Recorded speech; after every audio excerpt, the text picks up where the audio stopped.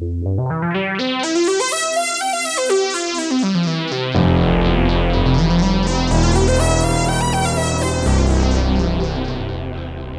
and welcome.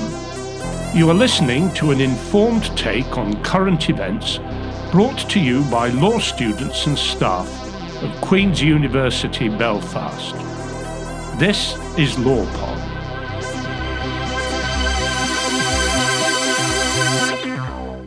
Hi and welcome to LawPod. My name is Robert Morgan and I'm an LLM student in Human Rights Law at Queen's University Belfast. I'm delighted to be joined today by Professor Bryce Dixon and Professor Tom Haddon. Our broad discussion today will focus on the origins of human rights research at Queen's, the study of human rights law and the role of university human rights centres. Firstly, could you both briefly introduce yourself to the programme? And Tom, I will open that floor to you. I started at Queen's in 1969 when the Troubles began, and I've stayed there ever since in one way or another. And I've been involved both as a journalist and also as a researcher in trying to understand and monitor what was going on during the Troubles and what kind of a Bill of Rights we might try to develop here in Northern Ireland. And I'm Bryce Dixon. I joined Queen's in 1979 and have been there more or less ever since, except for a stint, quite a long stint actually, at the University of Ulster and at the Human Rights Commission. But like Tom, I've fairly recently retired and keeping active as I can on human rights and other issues. So in opening our discussion, Tom, can you tell us about the origins of human rights research and the Human Rights Centre at Queen's University Belfast? And could you tell us about the role students and staff played prior to the establishment of the centre? Well, the first thing is that Queen's was quite late in establishing a formal human rights centre. For example, Galway started in 1980, Essex started in 1982, Queen's didn't start until 1990, which was well on in the development of the Troubles and research into related issues. So quite a lot of what went on in the early years wasn't based in a human rights centre. It was based in a number of academics, myself and Kevin Boyle and Paddy Hilliard. We did quite a few surveys of what was going on in the courts. We also were involved in collecting information on internment and giving evidence to the Gardner Commission on internment, recommending that it wasn't a very good system.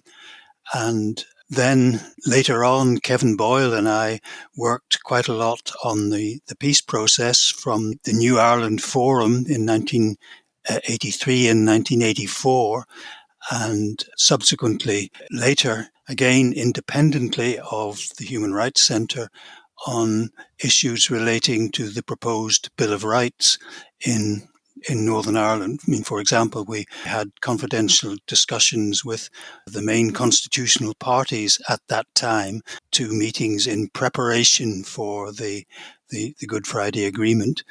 So all of that happened independently. Some of it, particularly in the early stages, involved recruiting students, and particularly in the surveys of the Diplock courts and some of the work on internment, we used volunteer students to record details in the Crumlin Road courthouse every other Friday afternoon when there wasn't much going on.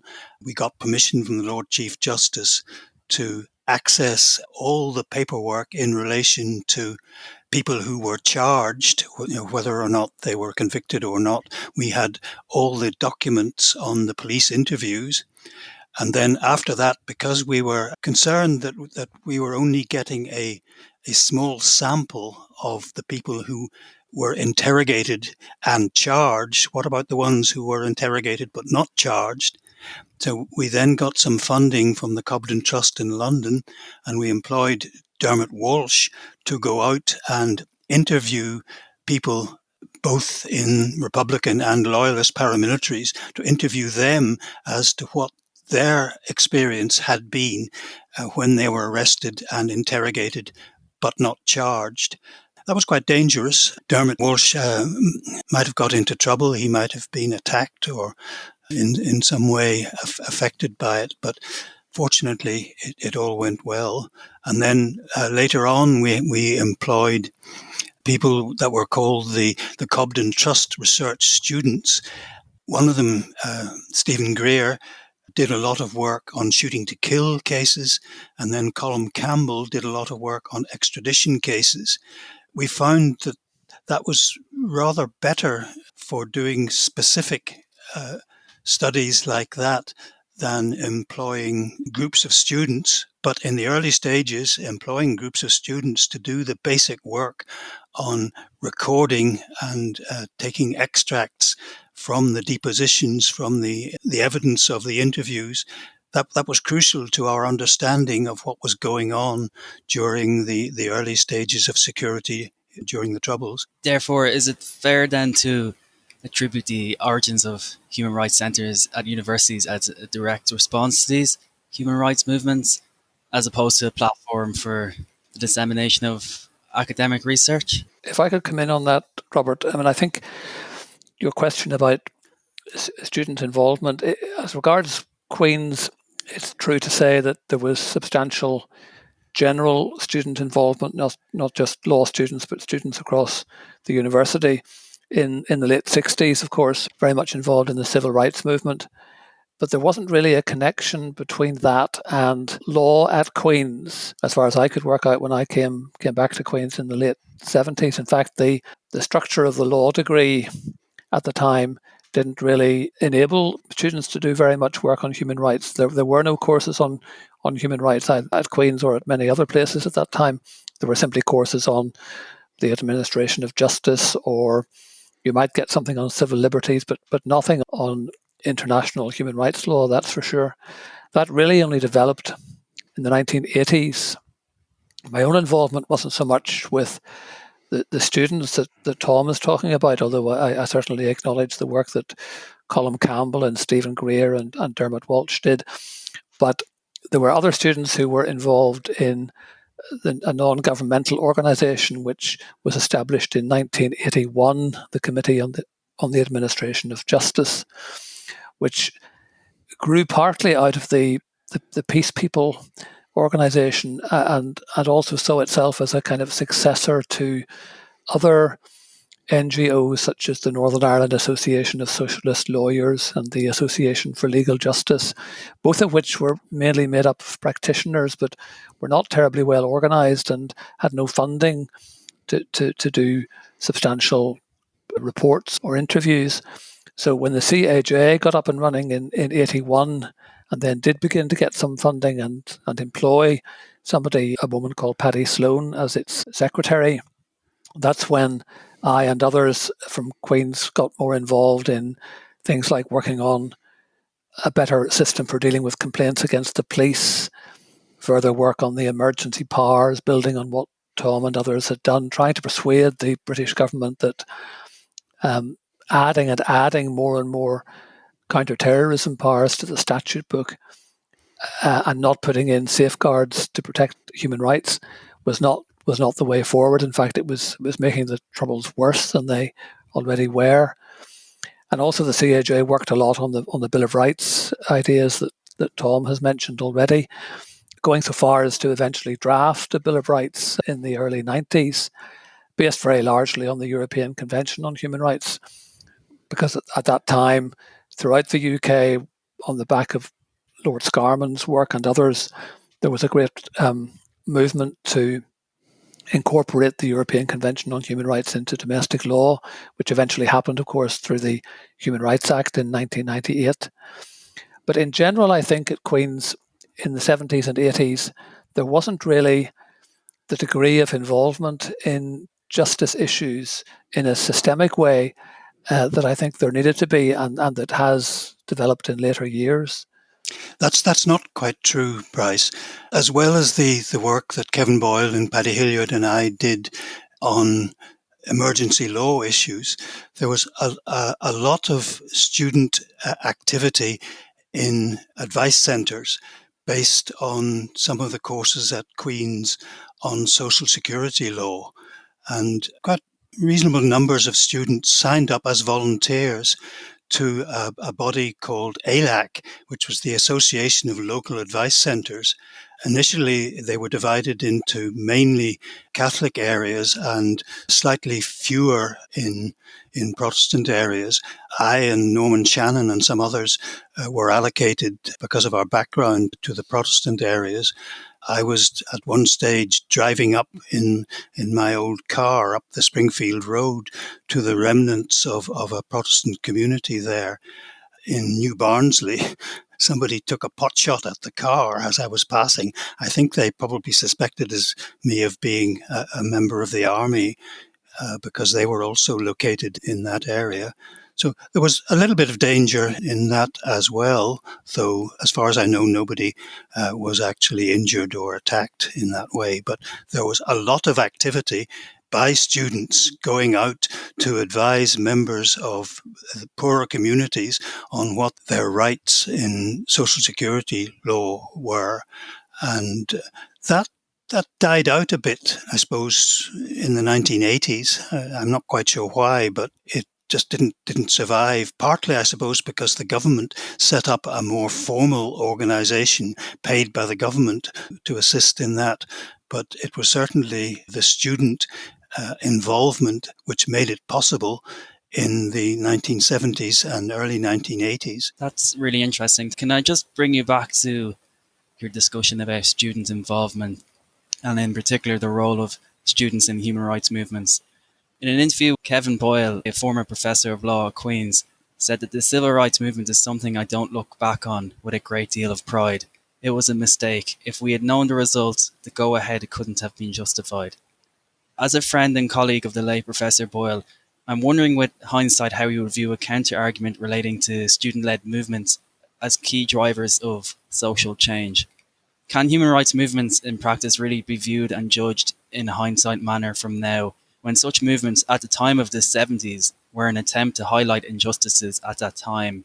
Injustices that a legal structure may not have been able to remedy at that time. So I'm just interested to hear, Tom, your opinion on that when you speak about students' involvement, and when you look back on it now with regret or without regret, or where do you look back on it now from 2020?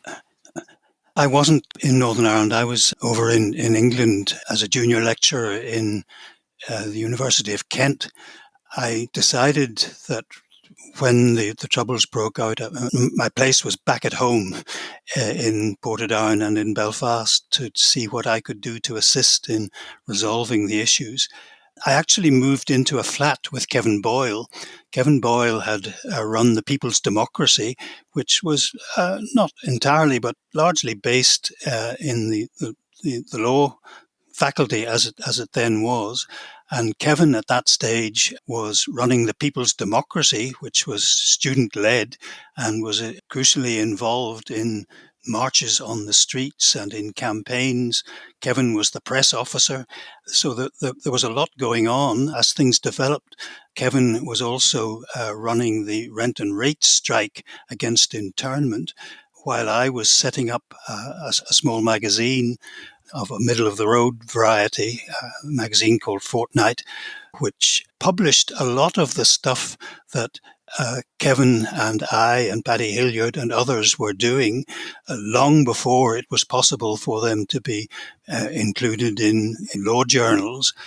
We could finish a survey on the Diplock courts or a survey on the people who were joining up as volunteers in the IRA and also in loyalist counterparts. We were able to publish that within weeks of finishing the work on the survey, and that also was quite important. So yes, I mean, Kevin did regret. He used to talk to people like me and others that if he had realized that the street protests would lead to the kind of communal conflict, armed conflict that developed, he would have drawn back. But at the time, it was just after the civil rights movement in America in 1968.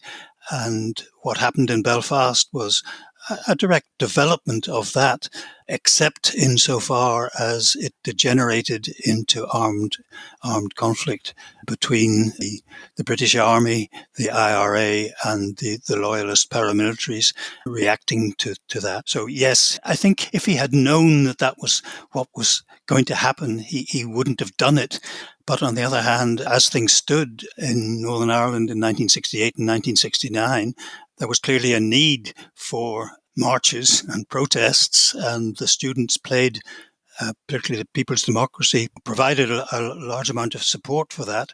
Kevin Boyle was at the front of that. Whenever there was a problem, Kevin would be sent forward to talk to the police and to see if he could negotiate some sort of a deal which would avoid the violence that might otherwise have occurred. So he was always trying to avoid confrontations and violence, but some others in the People's Democracy were more keen on not creating, but not stepping back from confrontation, where that is what emerged. In fast forwarding then to the 1990s, I guess, and the establishment of a human rights centre at Queen's, could you specifically tell me how that centre was established? And do you think the goals of human rights centres at universities have changed? Or in fact, what do you think the goals of such centres should be? Well, I think the Human Rights Centre was established in 1990 more or less to support the students who were doing the Masters in Human Rights Law, which had begun a couple of years earlier than that, and to provide a kind of hub for academics in the law faculty, as it was at that time, to work collectively on rights issues, to apply for grants, to support each other in publications, in journals and books. Following, as Tom has said, the lead given by places such as Essex and Galway, it was still, I think, that the third human rights centre to be established in these islands. There's now virtually one in every university in these islands. It was never a huge organisation with lots of money or premises at its disposal or anything, but it did provide a sort of focal point for people to rally around, to gain support from. Our colleague Stephen Livingstone joined us around that time and was very active in the Committee on the Administration of Justice that I mentioned earlier, and himself was a great scholar on the human rights front, writing books on prisoners' rights and on the inter-American system for human rights. So I think that human rights centres have developed. They're not, as it were, an alternative way for students to be activists in the way that was described earlier. They're basically more scholarly centres or institutions furthering study and scholarship in national or regional or international human rights law. And I'm glad to say that the Human Rights Centre at Queen's, I think there must be well over 1,000 graduates of the Masters in Human Rights programme, many of whom are occupying prominent positions in these islands and elsewhere. The person who is, I think she's just stepped down from being the chair of the Equality and Human Rights Commission in Ireland, is a graduate of ours. The Deputy Chief Constable of the PSNI, the police service, is a master's graduate in human rights. So our centre, like other centres, have seen it as their mission really to spread the word about the importance of human rights. And they now do things like submit amicus curiae briefs to international courts, trying to persuade international judges that if they were to apply international human rights standards in a certain way, then such and such would be the outcome of the case they're looking at. So yes, the goals of human rights centres have changed, but I think, for the better probably. I was actually involved both in the establishment of the Committee on the Administration of Justice following on internment, and that did quite a lot of the kind of work that Bryce is talking about, taking cases and making submissions and so on. I'm not sure that very much of that was taken on by the Human Rights Centre.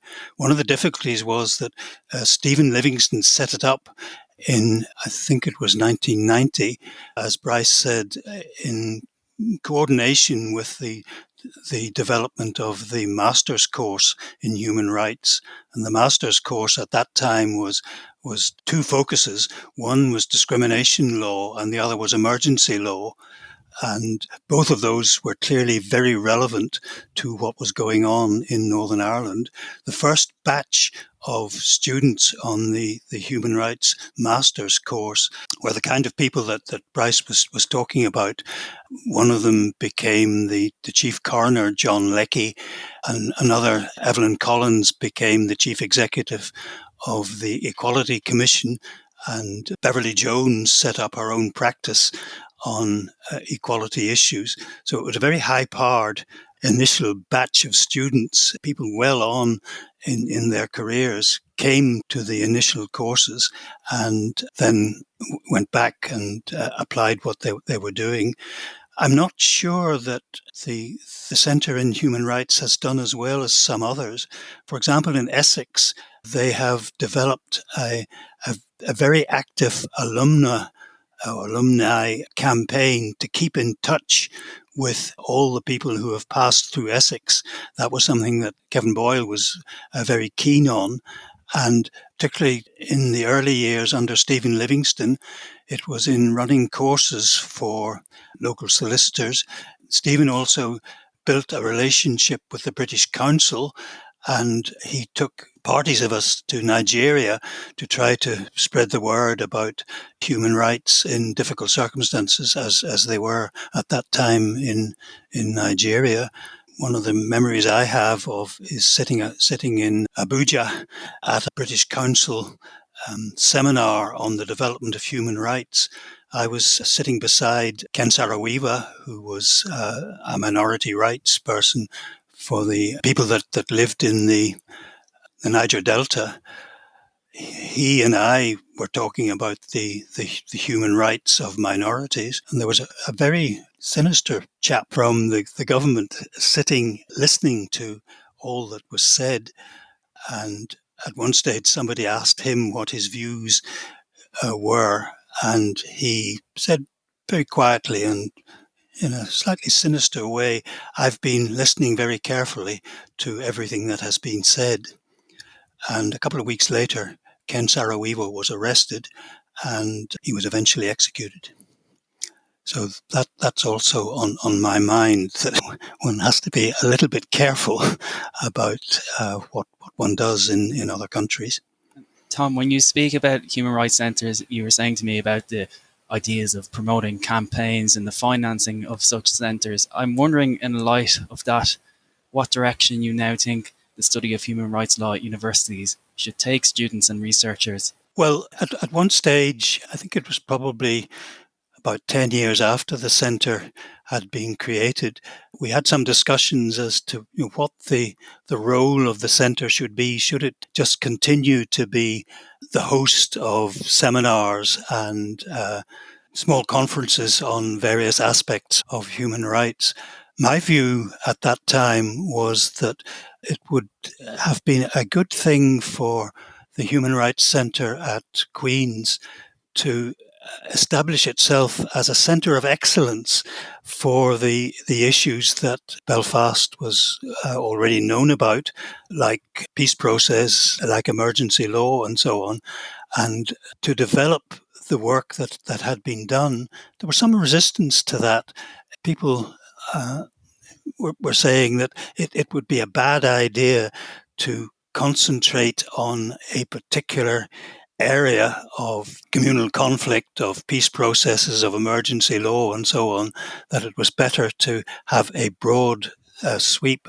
My view was that if the Human Rights Centre at Queen's was going to make an impact globally, or certainly in Europe, it needed to specialize in some area and to establish itself as the key place to go for dealing with those issues.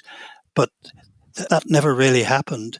It just continued to be rather a general academic body which had seminars and discussions and so on, but didn't really involve the students very much in it, certainly in my time. And Bryce, I guess a question over to you then. How would you argue that Queen's researchers have contributed to the broader landscape of human rights in Northern Ireland and beyond? I think his point is well made that the Human Rights Centre itself didn't provide the support, but then it couldn't really supply the support because it didn't have money itself to splash out on such projects. A conscious decision was taken at that time that the centre was not going to try to emulate the likes of Essex and Nottingham, which were putting a lot of effort into raising funds so that they could organise, training courses and the like for judges from around the world, specialised courses for foreign students, etc. All of that kind of work, which is, very praiseworthy and deserving of support, requires a lot of effort and money and central university support, initially at least, to pay for administrators and probably premises as well. Queen's wasn't willing to give that kind of support. Tom's right to that extent, but a lot of work was being done by very good scholars, in the last 20 or 30 years. The research environment for university lecturers has become very, very much more competitive than it ever was. The research assessment exercise that was introduced in the 1980s, whereby every academic was measured in terms of their publications and how internationally excellent or not their publications were, had a profound effect, I think, on institutions like human rights centres, because frankly, academics, couldn't really afford the time to administer institutions or even to spend much time doing individual work with students, the kind of work that Tom was suggesting the Human Rights Centre should have been doing. The time was spent on teaching the courses and on one's own individual research with one or two others, perhaps, for funding councils. So human rights centres couldn't really take the credit and weren't in a position to help very much with those sorts of projects. Now, the picture may be changing slightly because the research assessment exercise, which is now known as the Research Excellence Framework, isn't quite as oppressive a system as it used to be, thereby freeing up academics to do more work of the kind that Tom has talked about. So, going forward, the Human Rights Centre may decide to go down that path, but it will require significant resources for it to have any real impact, I think, on human rights issues around the world. That leads interestingly to my following question. Really, to what extent then do you see universities playing a role in challenging human rights injustices in the future? In particular, I'm thinking of large student involvement in the demonstrations in Hong Kong and Belarus, for example, and the broader retrenchment towards human rights, and whether or not this is really students driven, or where does the university come into play in this regard? Well, it's not going to be very practical for students in Belfast to take planes to Hong Kong. So student activism of that kind is likely to be specific to the places where the problems occur, in Hong Kong or at the moment in Belarus or in other places. There are opportunities for students in those places to do what was done here in Northern Ireland in 1968 and 69, to go onto the streets. But there is the internet, and a lot of campaigns are developed on the internet. You don't have to go to Hong Kong to develop a campaign, or go to Xinjiang to talk about what's happening for the Uyghurs, or to Belarus there. There are opportunities for students and others with time and energy to engage in that sort of internet campaign. I think as we all become subjects of the internet these days, it's not entirely clear to me what a human rights centre in Belfast or in Essex can do about what's going on in Hong Kong or in Belarus other than providing support or writing about it. So there are different things for students to do at different circumstances in different countries. As I say, my feeling was that in Belfast we should have developed the Human Rights Centre as a centre of excellence on some of the issues of discrimination and communal conflict and peace processes that could have been developed. Bryce is right that the university authorities centrally, and also probably the leadership in the law school at that time, didn't see it as their role to recruit people specifically to join teams in the human rights field. They were more interested in getting people with publication records in other areas, so that there wasn't the commitment at a university level or even at the School of Law level to put resources into the human rights area as a centre of excellence on those sorts of issues. I think that was wrong, but I failed to persuade people of that. I think it's worth acknowledging that although the Human Rights Centre hasn't specialised in the way that Tom hoped it might, it has nevertheless been a centre of excellence in terms of other particular issues. I mean, it's a matter for debate as to what extent you can associate individual academics with the Human Rights Centre, but the fact remains that colleagues that we have, such as Luke Moffat, for example, who's done very good work in Uganda and on the peace process there, and dealing with paramilitary violence, or the work of Rachel Killeen in relation to the right to truth in Cambodia, Louise Mallander's work on amnesties across the world, Kieran McAvoy, another of our colleagues and who was a student at Queen's as well, he has contributed very significantly to the peace process in Colombia and still is involved in that. So there's a lot of very, very top-notch work done by academics who are members of the Human Rights Centre on different issues across the world. It's true that the Human Rights Centre and the students who are associated with it through doing law degrees or master's degrees at Queen's will never be able to do the kind of activism, or it wouldn't be appropriate for them as students in the law school to engage in activism on the streets in the name of the Human Rights Centre, but they can, as law students and people with knowledge of international human rights standards, do a great deal to publicise the abuses of human rights happening in places like Belarus and Hong Kong. When it comes to street movements, there's this strange phenomenon, not just in Belfast, but across the Western world. I think it's much easier to bring people out onto the streets to complain about human rights abuses in the USA, for example, the Black Lives Matter campaign, than it is to get people out in the streets when the Chinese are oppressing people in Hong Kong, or whenever a dictator in Belarus is rigging the elections. Those aren't sexy issues to students to the degree that they ought to be, perhaps. But that tells us something about our priorities these days. But yes, the academic work, which can be done at the student level, the postgraduate level, the academic research lecturing level on human rights, is very valuable and ought to be promoted as much as possible.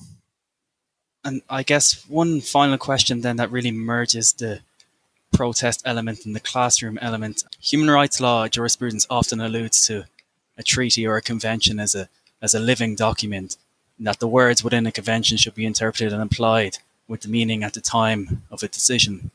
When you look back at the climate of the Troubles and the application of human rights law at that time, I'm wondering how you contrast that climate to the study of human rights law today, where human rights principles are almost accepted as a given. Do you believe that we sometimes forget the extent to which human rights are constantly evolving, and that principles should not just be accepted as a given? I'm thinking of students in classrooms today that are studying European human rights law, for example, and when you read Article 2 cases, you feel like you are away from these issues. And I'm wondering how you felt being involved and around in the conflict. How did that give you perspective on studying human rights law? How did that feeds into student studies of human rights law today? Well, I tried to do some of that kind of thing when the the master's course really got going, I used to take groups of students over to the UN Working Party on minorities and involved them in preparing statements and visiting and seeing how that particular working party was operating. And I think that was quite useful to have somebody like me who had access to the working party on minorities to be able to take with me 4 or 5 students. There was some funding from the faculty or School of Law at the time. Not sure if that's still going on at the moment, but I felt that was a useful way of engaging student volunteers in observing and taking a small part in the proceedings in these Geneva-based UN operations. So yes, there are possibilities on that, but you can't easily take 20 or 30 people with you.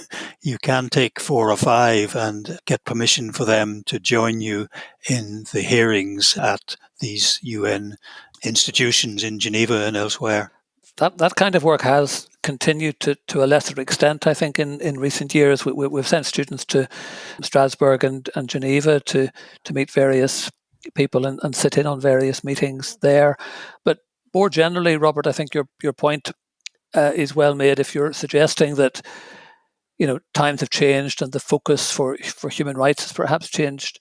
I think that's true, certainly as regards environmental issues and climate change. That's a very prominent human rights issue today in a way that it never was in the 70s and 80s.